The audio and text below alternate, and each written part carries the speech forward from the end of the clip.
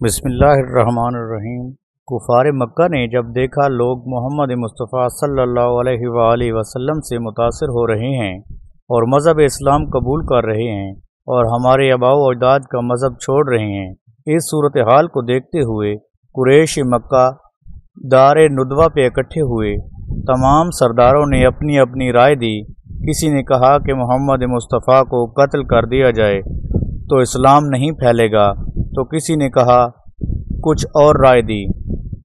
قریش کے سردار ابو جہل نے رائے دی کہ مختلف قبائل کے لوگ اکٹھے ہو کر حملہ کرتے ہیں اور محمد مصطفیٰ کو قتل کر دیتے ہیں، اس طرح قریش خون بہا نہیں لے سکے گے۔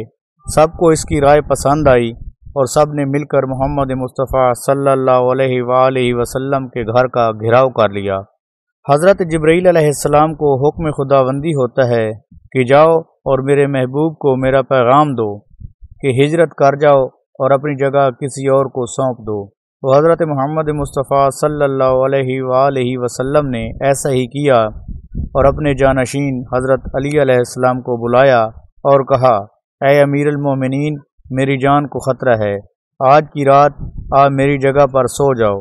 علامہ شبلی نعمانی لکھتے ہیں کہ امیر المومنین علی ابن ابی طالب علیہ السلام کو پتہ تھا کہ آج کی رات اس بستر پر سونا موت کو دعوت دینے جیسا ہے، لیکن اس کے باوجود حضرت علی علیہ السلام نے بس اتنا کہا، اے میرے آقا، میرے سونے سے آپ کی جان بچ سکتی ہے تو میری جان حاضر ہے۔ بہت سی اور روایات میں آیا ہے کہ حضرت علی علیہ السلام نے فرمایا، شب ہجرت مجھے ایسی نیند آئی جیسے کبھی زندگی بھر نہیں آئی تھی۔ حضرت محمد مصطفیٰ صلی اللہ علیہ وآلہ وسلم نے حضرت علی علیہ السلام کو اپنے بستر پر سلایا اور خود ایک مٹھی مٹی کی بھری اور کفار مکہ کی طرف اچھال دی اور خود ان کی آنکھوں سے اوجھل ہو گئے۔ خدا کی قدرت سے کسی کو خبر تک نہ ہوئی۔ صبح جب کفار مکہ نے دروازہ توڑا اور اندر آئے تو دیکھا کہ نبی کے بستر پر علی ابن ابی طالب ہے، تو وہ دیکھ کر حیران رہ گئے اور واپس چلے گئے۔ اور ایک روایت میں ہے کہ علی علیہ السلام نے تلوار نکالی تو یہ خوف اور شجاعت علی سے ڈر کر بھاگ گئے۔ حضور حضرت ابو بکر صدیق کو ساتھ لے کر غار ثور میں تشریف لائے۔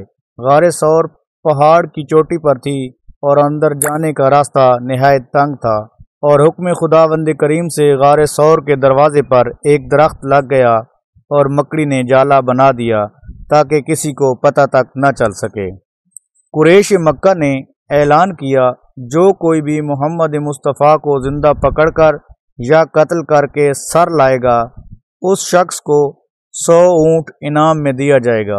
اس انعام کے لالچ میں سراقہ ابن مالک آپ کو تلاش کرتا ہوا غار کے قریب پہنچ گیا، جس کو دیکھ کر حضرت ابوبکر صدیق رونے لگے، جس پر حضرت محمد مصطفیٰ صلی اللہ علیہ وآلہ وسلم نے فرمایا، اے ابوبکر، روتے کیوں ہو؟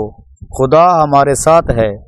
حضور صلی اللہ علیہ وسلم نے دعا کی اور سراقہ ابن مالک کا گھوڑا زانوں تک زمین میں دھنس گیا۔ یہ وقت حضور صلی اللہ علیہ وسلم کے خروج کا وقت تھا۔ آپ غار ثور سے باہر آ گئے۔ آپ کو دیکھ کر سراقہ ابن مالک نے معافی مانگی۔ آپ نے معاف فرمایا اور اس کا گھوڑا باہر نکل آیا اور وہ جان بچا کر بھاگ گیا۔ روایات میں ہے کہ آپ کا ناکا 12 ربیع الاول کو مقام قبا پر دوپہر کے وقت آ کر رک گیا۔ مقام قبا مدینہ سے 2 میل دور ایک پہاڑی علاقہ ہے۔ مقام قبا پر جب آپ صلی اللہ علیہ وسلم اپنی ناکا سے اترے تو لوگوں نے آپ کو دیکھ کر نعرہ تکبیر بلند کیا۔ یہ وہی مقام ہے جہاں پر حضرت علی علیہ السلام بھی امانتیں لوگوں تک پہنچا کر اپنا فرض ادا کر کے پہنچ گئے۔ آپ کے ساتھ عورتیں اور بچے بھی شامل تھے۔ حضرت علی علیہ السلام جب عورتیں اور بچوں کو ساتھ لے کر تشریف لائے تو سفر کی سختی اور پیدل چلنے کی وجہ سے مولا علی علیہ السلام کے پیروں پر ورم تھے۔ بقول ابن خلدون آپ کے پاؤں سے خون جاری تھا۔ آپ صلی اللہ علیہ وسلم نے یہاں اس مقام پر ایک مسجد بھی تعمیر کروائی تھی۔ آپ کا قیام اس مقام پر 4 دن بتایا جاتا ہے۔ آپ صلی اللہ علیہ وسلم 4 دن بعد یعنی 16 ربیع الاول کو مدینہ داخل ہوئے۔ یہ جمعے کا دن تھا اور تاریخ اسلام کی پہلی نماز جمعہ محلہ بنی سالم میں حضور صلی اللہ علیہ وسلم نے پڑھائی۔ یہ وہی جگہ ہے جہاں آج مسجد نبوی واقع ہے۔ معزز سامعین، جیسا کہ آپ نے سنا کہ حضور صلی اللہ علیہ وسلم نے دین اسلام کے لیے بہت قربانیاں دیں، لہٰذا ہمیں کوشش کرنی چاہیے کہ اچھے اچھے احکام بجا لائیں اور لوگوں کو اچھائی کی ترغیب دیں۔ خدا ہم سب کا حامی و ناصر ہو۔ اللہ حافظ۔